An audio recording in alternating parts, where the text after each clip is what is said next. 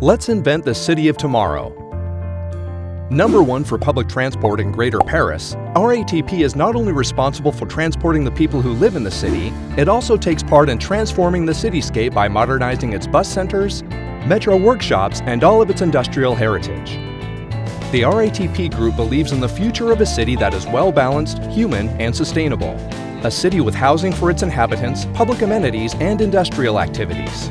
A diverse city where working people mingle with the inhabitants, blue-collar and white-collar workers. In short, a city for everyone. By transforming its industrial buildings, RATP is inventing a new urban form and raising its profile as one of the city's major players. For example, to ensure the operation of its 340 bus lines in the Greater Paris region, RATP counts 25 bus depots in Paris and in the suburbs that must accommodate 4,500 vehicles every night. Some of these centers are no longer fit for purpose, whether in terms of capacity or of modernity.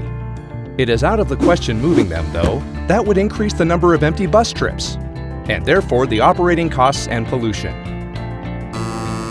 So RATP has decided to transform its sites for the benefit of their surrounding neighborhoods.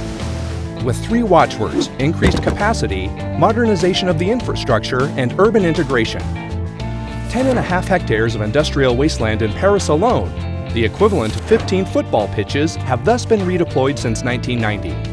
There are about 10 new projects in progress in Greater Paris with, in each case, the same preoccupation: doing more and better. Doing more by increasing the number of parking spaces for its buses or by adapting the maintenance areas for its latest generation trains. Doing better by encouraging the cohabitation of different activities on the same site. This means building offices, housing, and public amenities on the same plot. This is known as functional mix. How can we achieve these goals in an environment subject to such severe land constraints? Well, when you can't spread out horizontally, you have to explore the possibilities of superposing and leave room for architectural innovation. The Lagny Center in the 20th arrondissement has been rebuilt adopting this approach.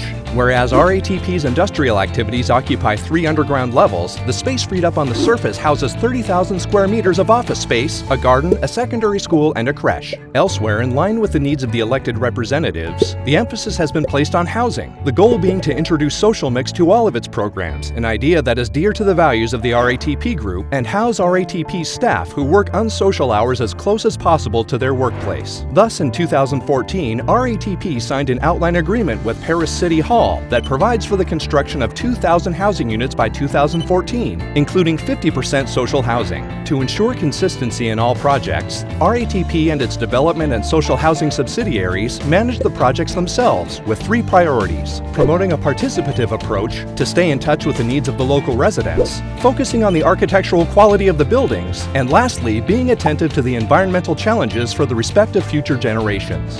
This is why it favors eco-construction methods, rainwater recovery systems, and the presence of green roofs. This type of highly innovative project requires complex engineering at the financial, legal, regulatory, and environmental levels. That's why RATP shares its know-how and network of experts with the local authorities, at the service of everyone, whether travelers or local residents, with the ambition of promoting cities that are human, diverse, sustainable, and civically focused, where it is good to work and live together. By engaging in the city, RATP commits itself to the city.